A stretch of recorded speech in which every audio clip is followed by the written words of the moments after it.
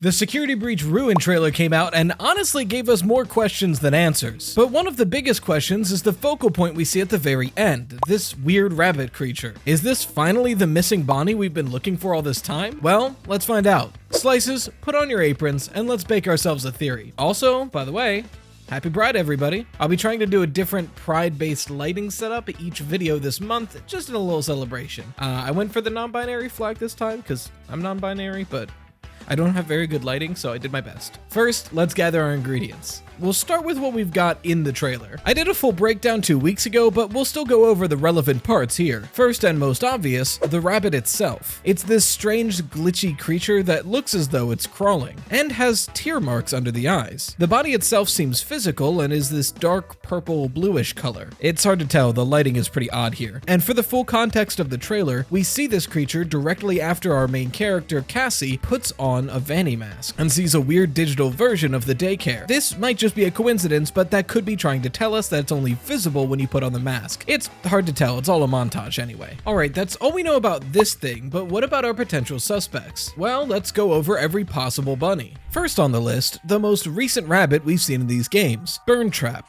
It's still hard to say what ending is canon. I personally believe the evidence we have leads us to the good Vanny ending being the most likely canon ending that gets us to Ruin. After all, there's an available Vanny mask, and we see what looks like the lower parts of a Glamrock Freddy on the ground in Blast, notably without being able to see his head. Granted, all of that's speculation, and I totally understand the argument that the Burntrap ending is what gets us to Ruin. After all, it makes the most sense, it's the most cohesive, and it guarantees all 3 animatronics have been destroyed in some way. That being said, since we're not sure exactly which ending got us here, Burntrap is sort of in a Schrodinger's cat situation. He's either still charging in his station or consumed by the blob, and the only way to find out is to see him in Ruin. So, for both possibilities, if he's still charging, he looks like this. He's kinda burnt, hence the name, and seemingly possessed by either the remnant of William Afton, the agony of William Afton, or a computer program attempting to recreate William Afton. Or, the worst option, some combination of the 3. Also, the most likely option. However, if the Burntrap ending is canon and he's been yoinked by the blob, we really have no idea what he looks like. He could look like himself and was just taken to another place, or he could have been consumed by the blob. And then we have no idea what he'd look like after that. But we'll keep it in mind. Another major possibility is Glitchtrap. After all, it's the virus that infected Vanny in the first place and is being inputted throughout the entire Pizzaplex. Could it be that this Vanny mask lets us see a manifestation of Glitchtrap in the real world? Maybe, and something in the games backs this up too. I just want to put it out there, but in the therapy CDs, we get this odd bit of dialogue that someone is talking to someone who looks like they're in a rabbit suit or something, but it's impossible to tell on the cameras because it's weird and glitchy and blurry. For a while, most of us assumed it was Vanny using some kind of obscuring technology, but if Glitchtrap is able to be seen through this weird electronic Vanny mask, maybe part of him was being seen on the cameras. Who knows? Just, it's something to think about. But as far as visual descriptions of Glitchtrap go, we have 2. In Help Wanted, the game where he was introduced, he looks like a stitched together version of Spring Bonnie, a handmade suit almost, with tears and drool and a big toothy smile. That is technically the only confirmed sighting of him, but it's heavily implied, thanks to the 3rd cabinet, that this creature in Princess Quest within Security Breach is also Glitchtrap. After all, it's a big, glitchy rabbit mess that's purple, has tear streaks and a bit of drool, has to do with the Vanny mask, and is even linked to the door that Glitchtrap uses to ensnare Vanessa in Help Wanted. So yeah, that's probably what Glitchtrap looks like now, or at least within Princess Quest. Okay, so I can't just rip a hole into the office. Maybe I can use the letters or something.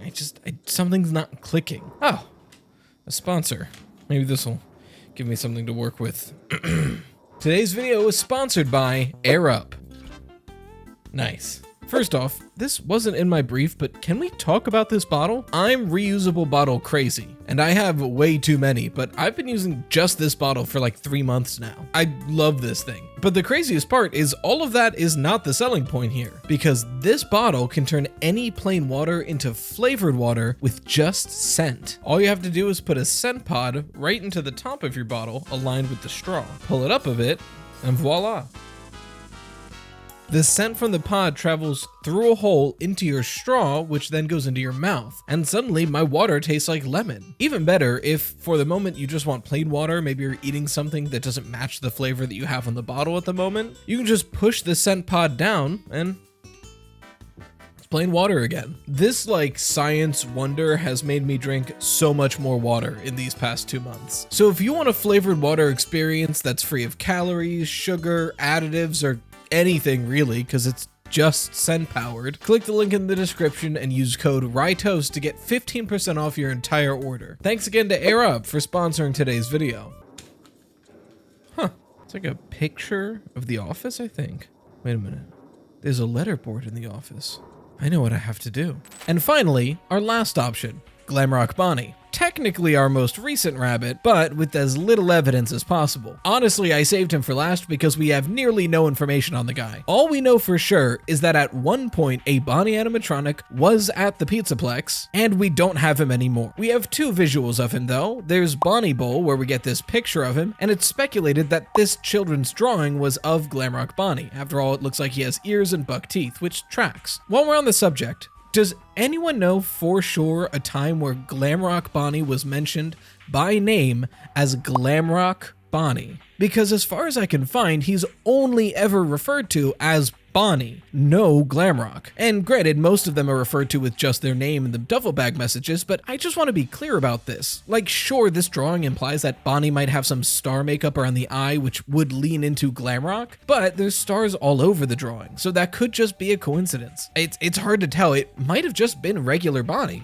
Okay, pet theory time. This one is really out there, but bake with me for a bit. In the background, I've been cooking up a theory that I'm not too sure of yet, but let me lay out what I have and maybe you guys can help find evidence or just disprove it for me. Either way, it's fine. I just want more input on it. The theory goes that the Pizzaplex originally opened with recreations of the original 4 animatronics, Freddy, Bonnie, Chica, and Foxy, but over time, one by one, they were replaced with the current versions we see in-game. Hear me out. In the story from Tales from the Pizzaplex, The Storyteller, we get a description of Chica from a previous version of the Pizzaplex, but it's not the Glamrock Chica we know. She's described as being yellow and having a cupcake. That's FNAF 1 Chica, or a Toy Chica, or pretty much any version of Chica that's not Funtime or Glamrock. Or I guess Rockstar, because she had a cupcake and not maracas, but you get the idea. We're also pretty sure that the majority, if not all of the Storyteller, happened in the game's continuity, especially with the new Tales from the Pizzaplex books preview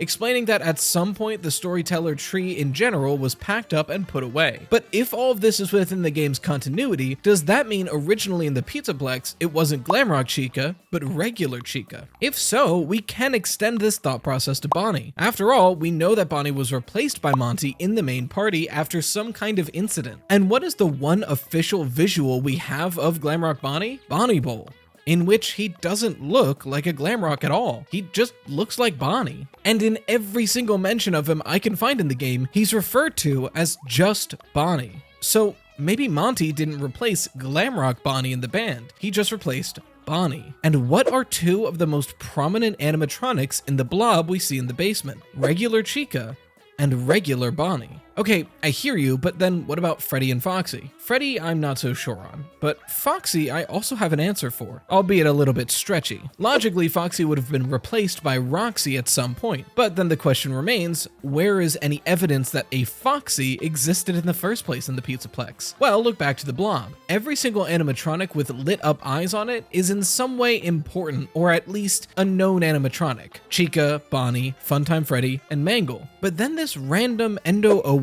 endoskeleton has one light lit up as well, mainly because it's missing its other eye. But why would a random Endo-01 endoskeleton have lit eyes? Well, where were the Endo-01 endoskeletons used in? FNAF 1. And when you think about it, there is a prominent FNAF 1 animatronic who only has one left eye visible, Foxy. It's out there, I know, and it's really stretchy, but I wanted to just put it out into the universe and hopefully some of you guys in the community can debate it, disprove it, prove it, try to think about it some more, because I'm starting to come up short on evidence. Anyway, we have all of our ingredients, so let's start mixing together creature and suspect to see if any theories start to form. We'll go in the same order as before, and immediately we hit a bump in the road. Burntrap doesn't look anything like what we see here. The ear shape, the face shape, and most importantly to me personally, the color. This creature is a smooth purplish blue color. Meanwhile, Burntrap is a bumpy, murky, greenish brown. The only way I could see this connecting to Burntrap in any way is if the Burntrap ending is canon. The last we see of Burntrap is him getting yoinked away by the blob, like we've been over. So maybe if he got sucked into the collective and underwent massive changes while in there, he could have come out the other side looking something like this. But we have no evidence for that, and it seems weird to make this pretty good design for Burntrap and change it immediately in the DLC of the same game.